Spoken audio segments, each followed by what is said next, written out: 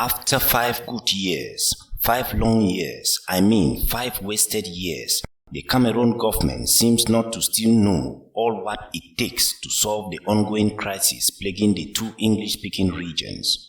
It is sad, appalling and unheard of to know that given the number of intellectuals in Cameroon occupying different ministerial, parliamentary and senatorial portfolios, the crisis has lingered for this long, making pundits to think that there is an invisible hand actually selling the goat and withholding the roe. Whatever that means, somebody somewhere is surely feeding fat on the crisis and so does not want it to end. The Cameroon government, since the beginning of the crisis, have been outstanding in chasing the shadows of the crisis and leaving the object. In other words, fighting the consequences and leaving the causes. That is why today you will find the Cameroon government applying cosmetic measures to counter the consequences of the crisis, neglecting the causes.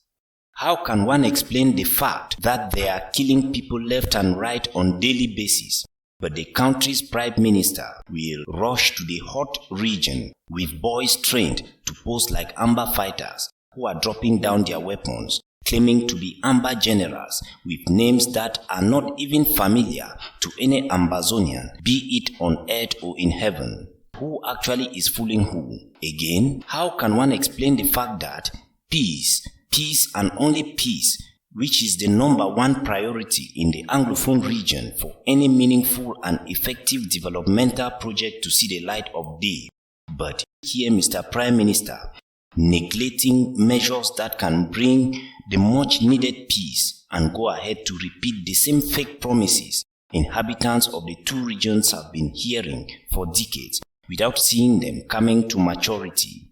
Who is actually fooling who? The list is long, but the time to enumerate them is short. Let me get it straight to whosoever needs to hear this.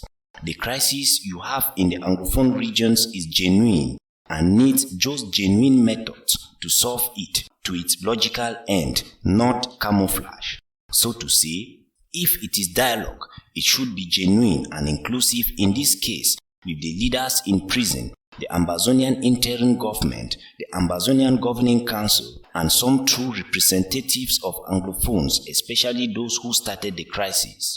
Secondly, bringing fake fighters to come and pose as Amber fighters who are dropping weapons is a drama that had long been discovered, and so it does not move people anymore. Upon all the promises made to the ex-fighters, where is the famous General Nambere today? Where is Kawa Yannick, the guy who assassinated English language during the major national dialogue because he was given a concocted speech to present? Where is Success Nkongo, Nasiri Clovis, Atesang Bertus, just to name these? Are they now working as you promised, or they have been used and dumped just like prostitutes? Again, do you think that if these boys are given a second chance to decide, they will choose to remain in the DDR or jump back into the bushes? Your answer is as good as mine. Finally, I still believe in the magic formula to solve the crisis, which includes an immediate ceasefire declaration on state media, followed by removal of the military from the 2 English-speaking regions. Then,